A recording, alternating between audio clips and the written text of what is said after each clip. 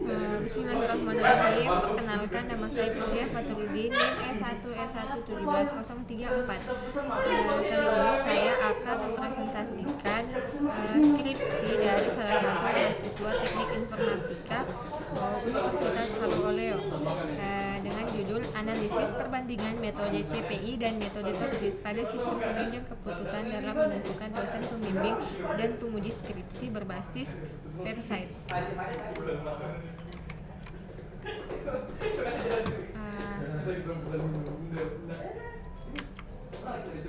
Yang pertama saya akan membahas pada bab 1 pendahuluan, latar belakang persyaratan yang harus ditempuh oleh seorang mahasiswa menjelang akhir studinya.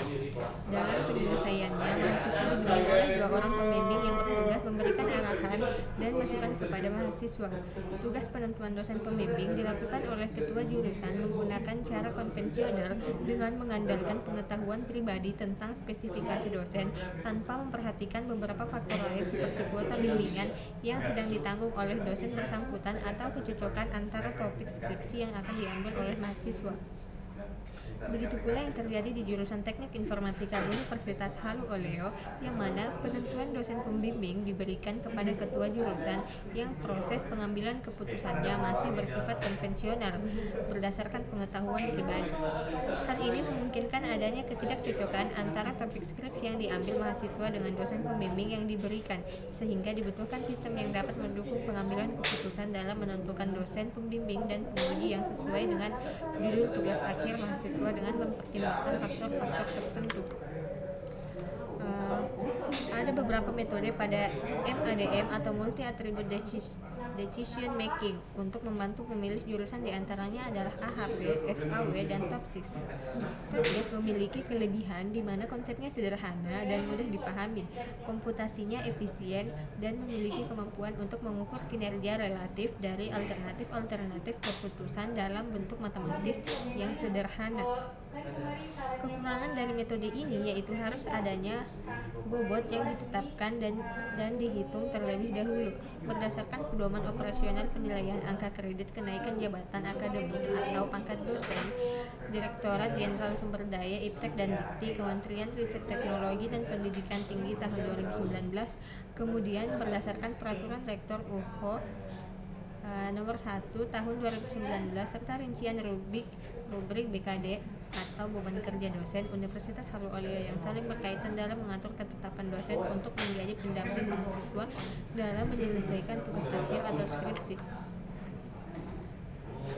Berdasarkan latar belakang masalah yang telah diuraikan, maka penulis merumuskan masalah penelitian, yaitu yang pertama, bagaimana merancang dan membangun sistem penunjang keputusan untuk menentukan dosen pembimbing dan penguji skripsi di mahasiswa di jurusan Teknik Informatika Universitas Halu Oleo.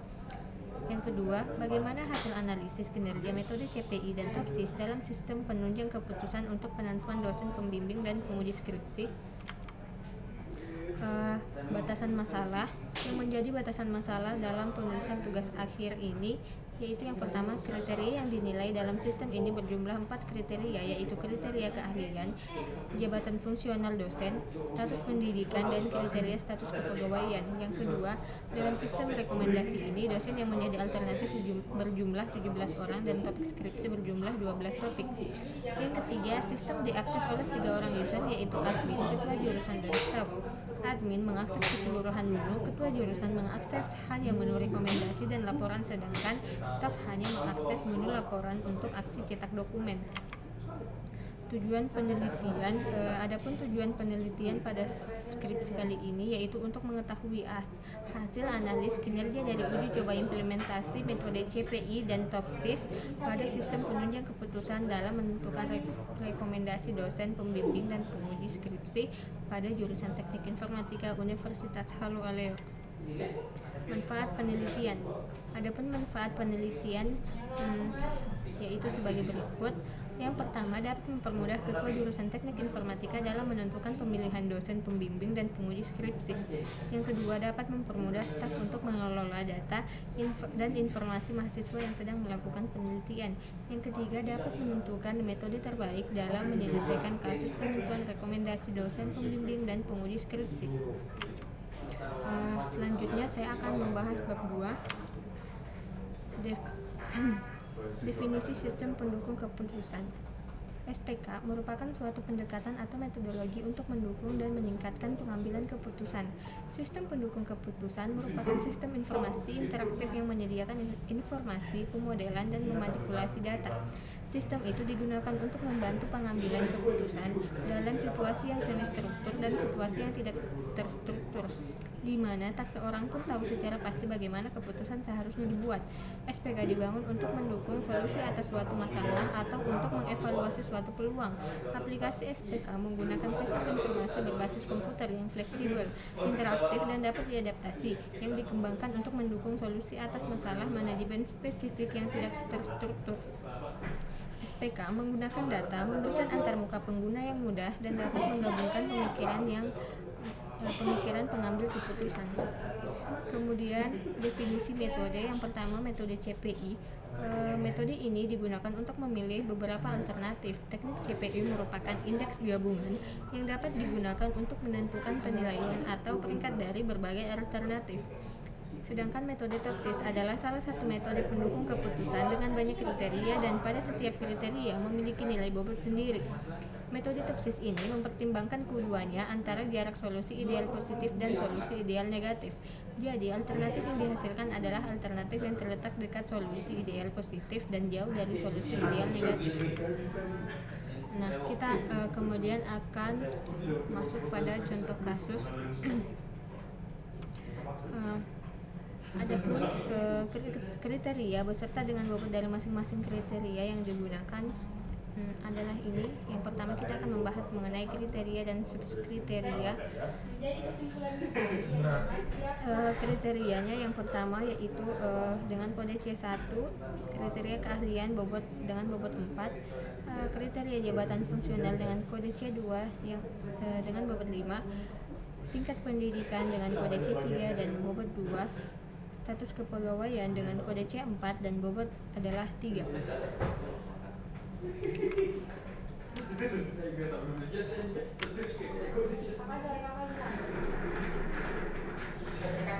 Kemudian di sini kita akan melakukan perhitungan pada setiap kriteria. Sebelum melakukan perhitungan dari setiap kriteria, data dari penilaian alternatif akan diubah ke dalam bentuk matrik. Adapun hasilnya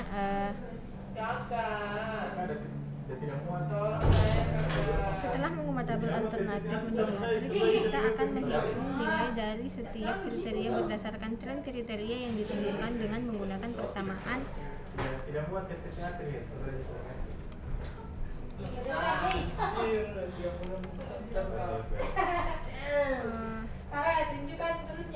sebelum melakukan perhitungan, data dari penilaian alternatif akan kita ubah ke dalam bentuk matriks. Setelah itu kita akan menghitung nilai dari setiap kriteria berdasarkan tren. Ini adalah subkriteria dan ini adalah kriteria.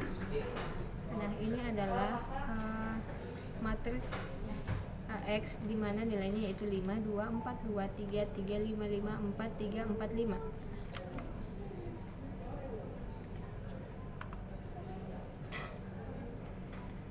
Setelah kita mengubah tabel alternatif menjadi matriks, selanjutnya kita menghitung nilai dari setiap kriteria berdasarkan tren dengan menggunakan persamaan yang ini. AIJ sama dengan XIJ per XIJ kali min kali 100. I sama dengan 1, 2, dan seterusnya sampai N, dan J sama dengan 1, 2, dan seterusnya sampai M. Nah, yang pertama kita akan mencari nilai C1. Dengan persamaan ini kita mendapatkan nilai dosen A sama dengan 5 bagi 3 sama dengan 1,6667 kali 100 sama dengan 1,166,67. Begitu pula dengan dosen B dan C, sehingga di sini mendapatkan dosen B dengan nilai 100, dosen C dengan nilai 166,67.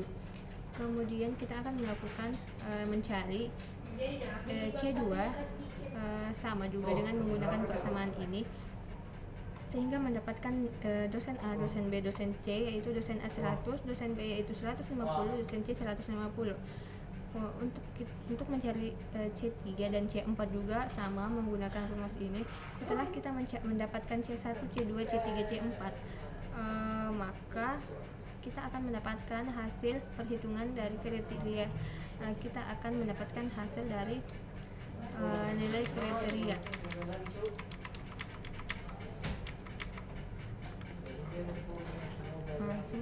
Selanjutnya yaitu kita menghitung seluruh nilai alternatif sebelum mendapatkan hasil perankingan dengan menggabungkan nilai kriteria dengan bobot kriteria dan menjumlahkan secara keseluruhan nilai kriteria dan bobotnya dari masing-masing alternatif. Nah, ini adalah penggabungan. Kita menggunakan rumus yang ini, di mana IJ sama dengan sigma J pangkat M sama dengan I dan seterusnya, sehingga mendapatkan nilai dosen A sama dengan 1666,68, dosen B 2150 dan dosen C 2366,68.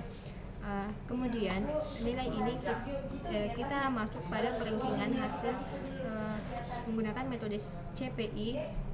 Kita ambil hasil dari penggabungan ini, kemudian kita peringkatkan, kita cari nilai yang lebih tinggi, maka mendapatkan hasil yaitu peringkat 1 dimiliki oleh dosen C, peringkat 2 dimiliki oleh dosen B, dan peringkat 3 dimiliki oleh dosen A. Nah, kemudian kita akan masuk ke perhitungan dengan menggunakan metode Topsis.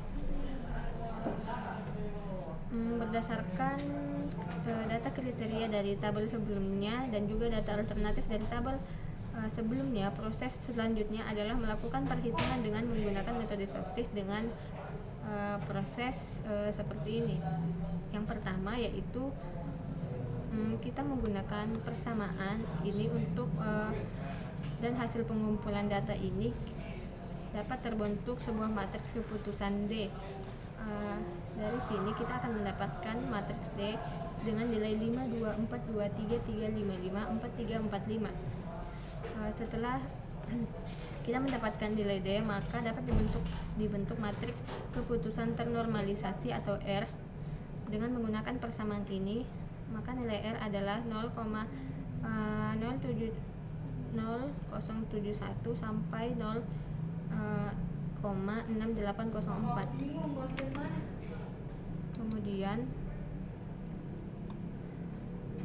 Kemudian dari matriks R sebelumnya, langkah selanjutnya yaitu dibangun matriks keputusan ternormalisasi dengan bobot Y yang elemen-elemen matriksnya dapat dihitung dengan persamaan ini dengan penjabaran sebagai berikut.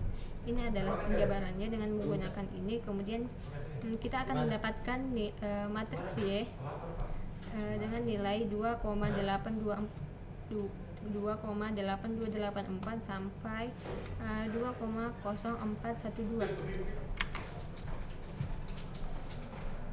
Kemudian selanjutnya kita akan menghitung matriks solusi ideal positif dan matriks solusi ideal negatif dengan menggunakan persamaan yang ini. Maka kita akan mendapatkan A1 sampai A4 plus dengan nilai A1 plus 2,824, A2 plus 3,1980, A3 plus sampai seterusnya.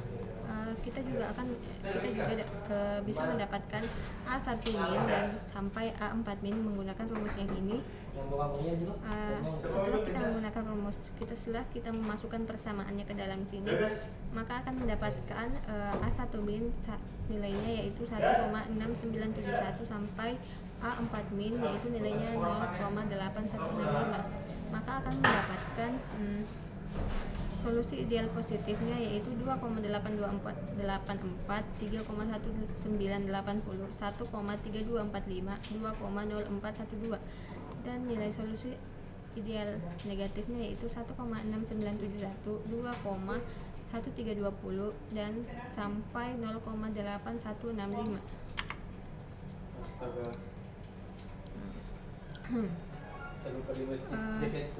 Setelah terbuat matriks solusi ideal positif dan negatif, kita akan menghitung jarak antara nilai setiap alternatif dengan matriks solusi ideal positif dan negatif dengan menggunakan seperti ini. Di sini dapat dilihat bahwa jarak S plus antara AI dengan solusi ideal positif adalah 1,6452 sampai S3 plus yaitu 1,7194. Yang kedua, jarak S negatif di sini di sini harusnya jarak S negatif antara AI dengan solusi ideal negatif dengan nilai 1,134 sampai 1,7194. Nah, kemudian kita akan menghitung nilai preferensi untuk setiap alternatif atau V1 berdasarkan jarak solusi ideal positif dan negatif sebelumnya. Dengan persamaan ini, maka kita akan mendapatkan V1, V2 dan V3 dengan nilai yaitu setelah kita masukkan persamaan di sini, maka kita akan mendapatkan hasil V1 sama dengan 0,4072, V2 0,5925 dan V3 adalah 0,7335.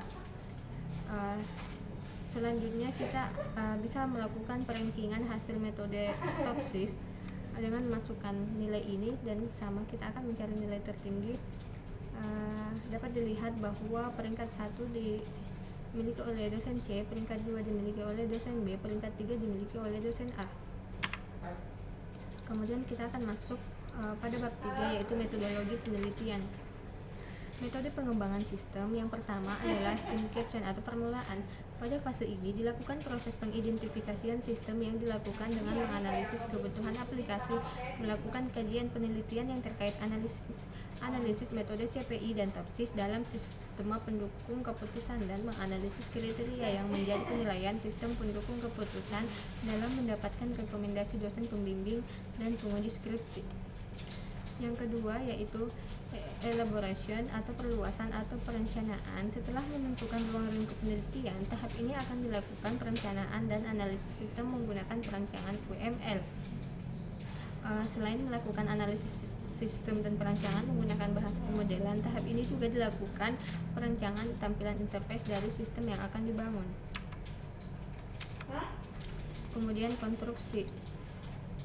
Proses yang dilakukan pada tahap ini adalah implementasi kode sesuai perancangan yang telah dilakukan sebelumnya sehingga menjadi aplikasi yang dapat digunakan. Yang terakhir yaitu ada transisi. Pada tahap ini akan dilakukan proses pengujian pada aplikasi yang telah dibangun. Kemudian kita akan membahas pada bab 4 yaitu analisis dan perancangan. Yang pertama ada use case diagram. Use case diagram digunakan untuk memodelkan fungsionalitas sistem yang dilihat dari pengguna yang ada di luar sistem atau aktor. Berikut adalah use case untuk sistem yang akan dibangun, seperti ini use case-nya. Next, kemudian kita akan masuk ke kelas diagram sistem. Pada sistem ini memiliki 8 tabel yaitu tabel user group, kriteria, subkriteria, dosen, keahlian detail, dan laporan. Tabel subkriteria akan bersangkutan dengan tabel kriteria dan dosen akan bersangkutan dengan tabel kriteria dan keahlian detail. Tabel laporan yang akan terrealisasi dari tabel dosen dan keahlian detail. Nah, kemudian kita akan masuk kepada activity diagram. Ini adalah activity diagram pada metode CPI.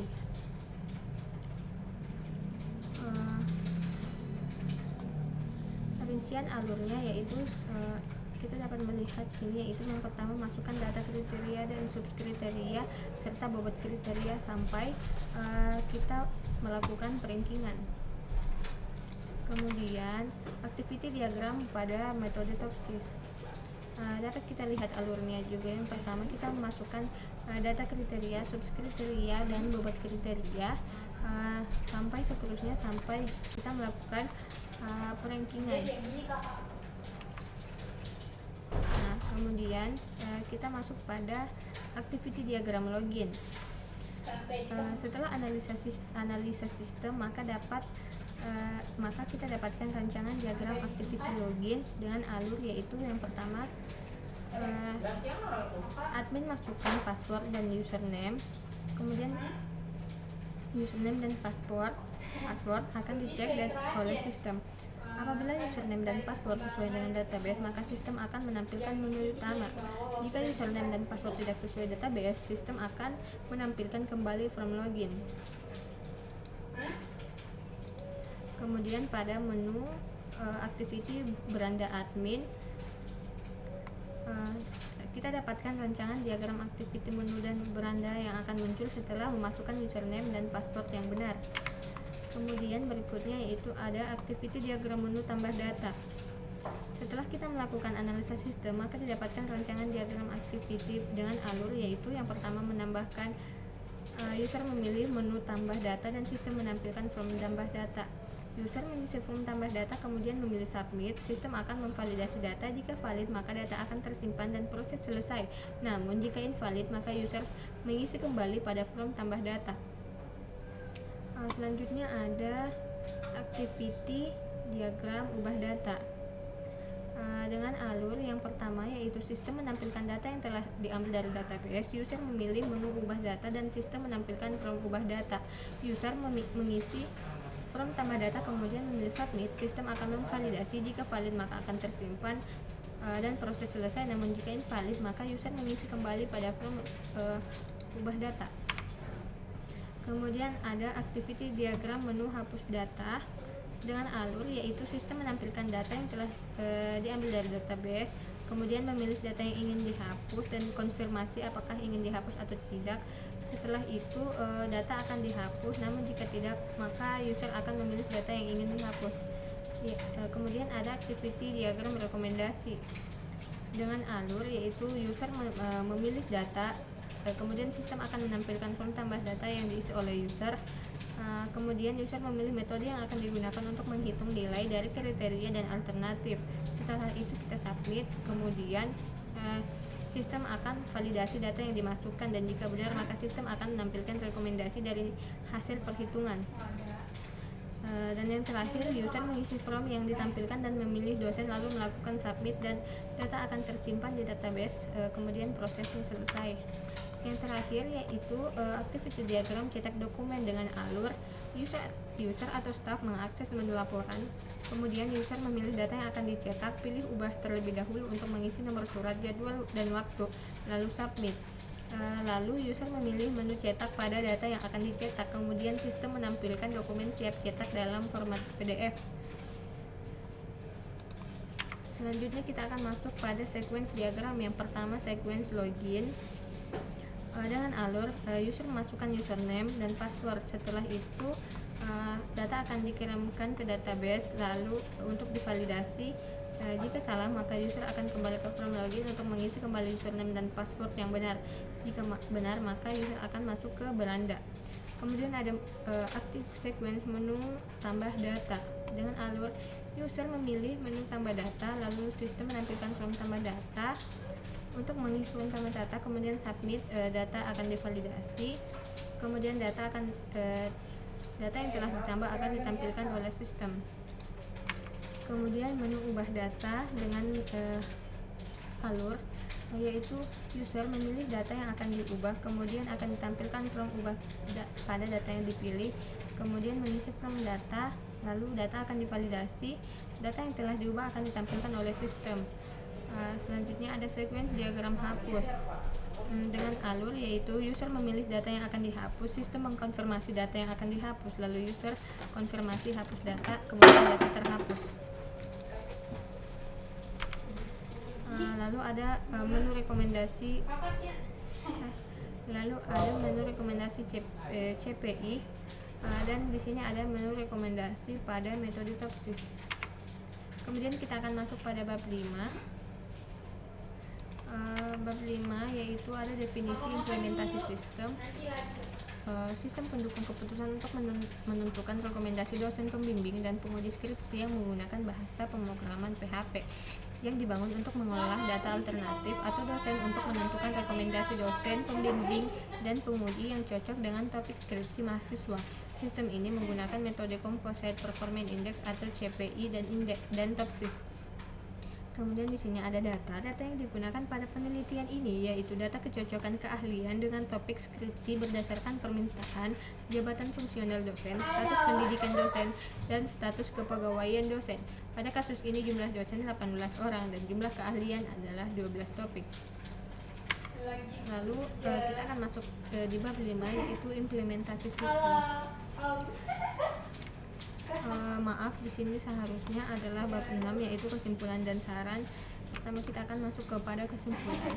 Kesimpulan yang pertama yaitu berdasarkan hasil uji presisi atau kemiripan pada 9 topik keahlian, yaitu SPK, pengolahan citra game, mikrokontroler, sistem keamanan data, GIS, jaringan komputer, data mining, Internet of Things, didapatkan bahwa metode TOPSIS memiliki kemiripan 50%, sedangkan untuk metode CPI memiliki kemiripan 48,8%.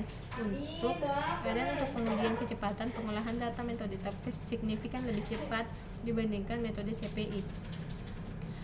Kesimpulan yang kedua yaitu sistem yang dibangun dapat mempermudah ketua jurusan dalam mengambil keputusan penentuan dosen, pembimbing, dan penguji, serta mempermudah staf jurusan untuk melihat informasi mahasiswa terkait tugas akhir dan mencetak dokumen berupa undangan untuk melaksanakan ujian. Kemudian ada saran, yaitu untuk pengembangan pada kasus penentuan dosen, pembimbing, dan penguji diharapkan bisa dilakukan kombinasi metode yang diharapkan dapat memberikan nilai atau bobot tidak hanya berdasarkan topik namun berdasarkan judul sehingga menghasilkan rekomendasi yang lebih baik. Demikianlah yang dapat saya sampaikan. Lebih dan kurangnya mohon dimaafkan. Wabillahi taufiq wal hidayah. Wassalamualaikum warahmatullahi wabarakatuh.